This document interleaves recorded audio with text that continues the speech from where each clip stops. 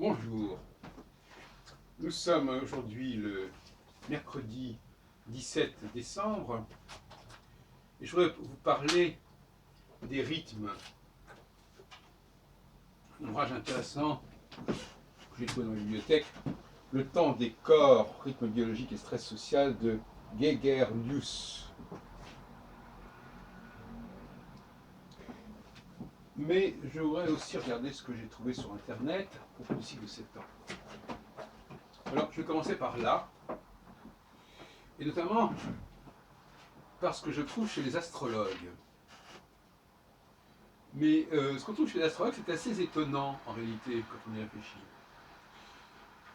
Je lis par exemple ce passage comme ça de l'astrologie humaniste, Ruperti, Rudyard.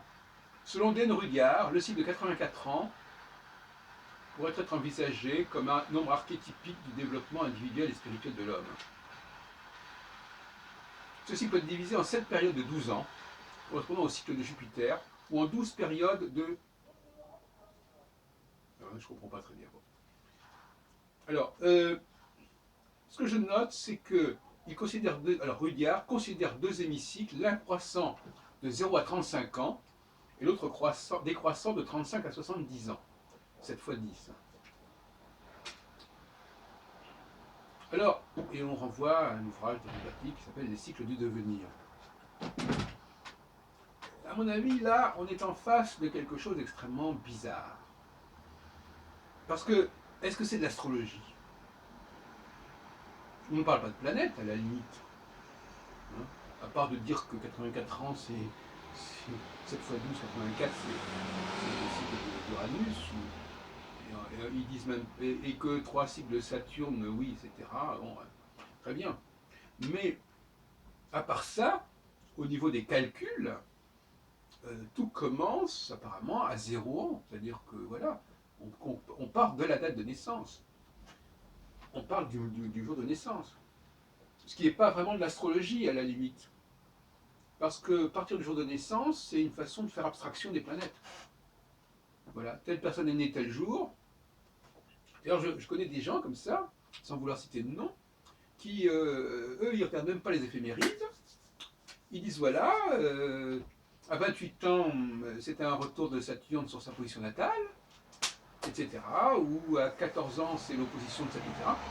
Et qu'en fin de compte, ils parlent de planètes, mais ils n'en parlent pas vraiment. C'est-à-dire que c'est une astrologie sans éphéméride. Dire qu'une planète revient sur sa position natale, ça ne veut rien dire, en fait. Ce n'est pas une théorie cyclique de l'astrologie. D'autant plus que, pour chaque personne, ça se passe à un autre moment. Donc il n'y a pas du tout de synchronicité au niveau des gens. Moi, je suis né tel jour, donc mon cycle de 7 ans, il commence là. Bon, donc ce sont des couloirs que chacun aurait et qui ne seraient pas en corrélation les uns avec les autres.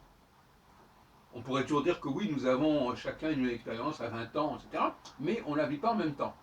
Ce qui est une façon de décrocher l'astrologie individuelle de l'astrologie mondiale, ce qui est, à mon avis, tout à fait fâcheux épistémologiquement. Alors, c'est une astrologie au rabais, je dis ce très clairement, hein, une astrologie au rabais qui n'a pas besoin d'éphémérides et qui n'a pas besoin d'une théorie astrologique cyclique élaborée. On est très loin de la théorie des cycles de Barbeau, le cycle de Saturne et Neptune, le cycle de tel, etc. Non, pas du tout. On a simplement le passage d'une planète sur la position natale, ou à l'opposition de la position natale, ou au carré de la position natale, ou je ne sais pas quoi encore. Et en plus, tout ça, c'est très approximatif, parce que de toute façon, on n'a pas besoin d'éphémérides pour savoir. On sait que 42 ans, c'est la moitié d'un cycle d'Uranus, etc. etc. Bon. Donc c'est vraiment une petite astrologie assez nulle qui fonctionne comme ça. D'ailleurs, il y a eu un colloque de Yves Lenoble sur ce sujet, sur les âges de la vie, dont j'avais critiqué le principe même, parce que c'est pas de la vraie astrologie, et c'est surtout pas une astrologie synchronique, c'est une astrologie individuelle, bon, qui ne veut pas dire grand chose. Alors je passe à l'ouvrage des temps des corps, qui est intéressant. Il met notamment en évidence le fait qu'il y a une magnitude dans un cycle. C'est-à-dire qu'il y a, il y a une magnitude vers le maximum et vers le minimum. Et ça me paraît extrêmement intéressant. D'ailleurs, il y a des tas de tableaux qui sont intéressants dans ce livre. Je ne vais pas commenter, mais enfin, on peut faire des courbes, des sinusoïdes, etc. Et moi, ça me parle beaucoup, cette histoire de magnitude, de maximum et de minimum, ça me parle beaucoup. Parce que dans le cycle 7 ans que moi j'ai élaboré, eh bien, effectivement, il y a cela. La disjonction entre Saturne et une des 4 étoiles fixes royales qui se fait tous les 7 ans. Mais là, c'est un fait astronomique qui s'observe à un moment donné, c'est pas lié au moment de la naissance. Eh bien, ça correspondra au minimal, au seuil minimum, et puis la conjonction au seuil maximum. Enfin, je veux dire qu'il y aura en tout cas ces deux repères, vers le bas et vers le haut. Le minimum étant en fait le commencement de quelque chose, la conception si on veut, et le maximum étant la naissance, l'accouchement, la venue au monde, etc. Avec cette opposition dialectique entre l'équinoxe et le solstice, entre le lever et la culmination. Et je trouve que c'est très intéressant. Alors cela dit, ce qui manque à cet ouvrage, ou du moins, alors vous savez que Michel Gauquelin, dans beaucoup de ses livres, c'est assez paradoxal les livres de Gauquelin, parce que il présente ses statistiques sur les catégories professionnelles liées en rapport avec les 5 planètes isolées, c'est-à-dire la Lune, Saturne, Jupiter, Mars et Vénus. Mais les préfaces qu'il obtient, il les obtient de chercheurs qui vont dans ce domaine-là, chronobiologie, etc. Et j'ai trouvé, il y a une espèce de hiatus entre les préfaces de Frank Brown, etc., et ses travaux statistiques. Comme s'il avait voulu intégrer son travail statistique dans le cadre de ses recherches chronobiologiques, alors que, quelque part, Gauquelin ne travaille pas sur la chronologie véritablement. Il n'a fait aucune recherche au niveau des périodes. La seule chose qu'il a montré, qu'il aurait montré, hein, on ne va pas s'exciter là-dessus, c'est qu'au moment de la naissance, l'enfant naît, décide de naître, enfin on ne sait pas très bien, un moment qui correspond au passage d'une certaine planète qui correspond à sa nature, plutôt qu'elle n'agit sur lui, parce qu'on ne sait pas au dernier moment qu'une planète va agir sur quelqu'un. Et quand ça passe à l'horizon ou au méridien, eh bien, l'enfant déclencherait sa naissance, à moins que ce soit la mère qui capte ça, enfin, peu importe, on est dans le subconscient à ce niveau-là, c'est un ensemble. Et donc, on peut parler d'une cyclicité, mais il ne fait pas apparaître de cyclicité à l'échelle d'une personne. Il ne montre pas que cette personne est prise dans des cycles collectifs. Donc c'est pas clair, mais en même temps, il met des préfaces de Tchaikovsky, de Brown, etc., toutes sortes de spécialistes mondialement connus sur les cycles, comme si, comme s'il voulait s'insérer dans cette problématique sans en avoir les moyens, en tout cas sans avoir trouvé les moyens de le faire, sans avoir trouvé l'angle possible.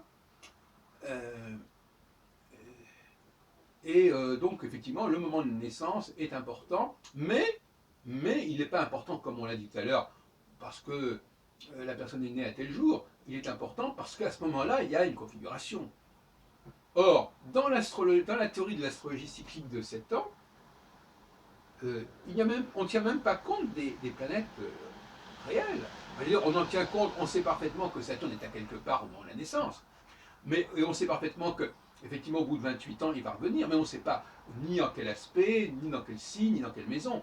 Donc c'est une approche astronomique totalement abstraite, totalement fictive quasiment. C'est évident qu'il... Voilà. Et cette idée de considérer le moment de la naissance comme étant le pivot du cycle, c'est un échec cuisant de l'astrologie. Ça veut dire qu'elle est incapable de penser en termes de cycle de combinatoire planétaire dans le ciel, et qu'elle est tout juste capable de dire, voilà, ben effectivement, le point de départ, ben, ça sera le moment de la naissance. C'est encore une fois l'astrologie du pauvre, une astrologie au rabais. Parce que il est clair, et d'ailleurs André Barbeau n'a jamais baptisé avec ce genre d'astrologie, il faut dire les choses comme elles sont. En tout cas, son frère Armand Barbeau et lui-même, au sortir de la Seconde Guerre mondiale, ont mis en avant la notion de cycle planétaire. Et ce cycle planétaire, il se définissait par la conjonction de deux planètes, et il se découpait à partir de cette conjonction, et donc c'était la même conjonction pour tout le monde, c'était le même phénomène pour tout le monde. C'était pas articulé sur le thème de monsieur un thème, de madame machin. Bon, donc là, il y a une régression de l'astrologie, que j'ai d'ailleurs signalé à plusieurs reprises. Aujourd'hui, quand on assiste à des réunions, on nous parle du thème natal, du thème natal, du thème natal, et on nous donne quasiment aucune information sur les phases, sur les cycles par lesquels la personne passe, et sur les périodes de sa vie qui sont marquées.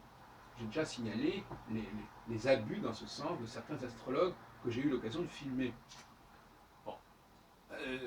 Alors, je voudrais terminer sur cette question, à savoir que dans cet ouvrage-là, que je n'ai pas lu très attentivement, enfin je l'ai lu, je l'ai parcouru,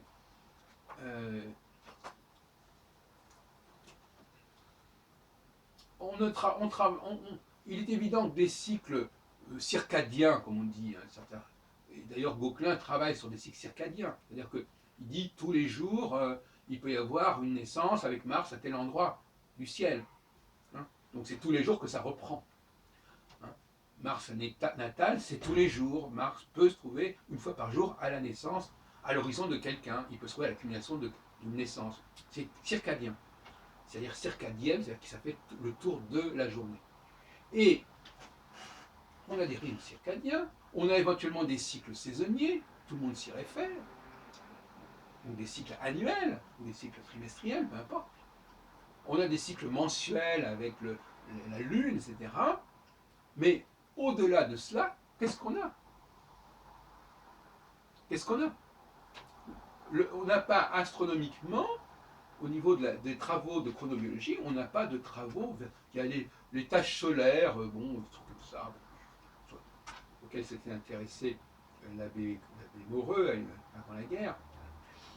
Mais de manière générale, il n'y a pas de théorie cyclique sur des périodes qui dépassent cette période complètement évidente de la journée, de la semaine, du mois et de l'année. Donc le cycle de 7 ans, c'est autre chose, c'est une autre dimension. C'est une dimension qui n'est ni le très court cycle, le très court terme qu'on vient de signaler, ni les grandes fresques historiques sur des décennies, sur des siècles, etc., qu'affectionnent d'ailleurs certains astrologues, entre parenthèses, comme Charles Ridoux, comme Maris Lévy, comme d'autres, à différentes époques. Mais entre les deux, entre cette micro-astrologie et cette macro-astrologie, il y a le cycle de 7 ans, qui est un cycle de 7 ans qui peut s'articuler sur des multiples de 7, évidemment. Donc là, nous avons, à mon avis, épistémologiquement, un obstacle, parce que c'est vrai que le cycle le plus intéressant, c'est bien le cycle de 7 ans. Ce n'est pas le cycle individuel, ce n'est pas le cycle historique, alors les grandes divisions comme ça qui n'ont pas, pas un grand intérêt et qui n'ont pas une grande valeur non plus scientifique. Bon, et c'est plutôt des cycles empiriques à ce niveau-là. Alors il y a les économistes aussi qui ont travaillé sur les cycles, qui ont trouvé des choses, le cycle de Kondratiev, etc.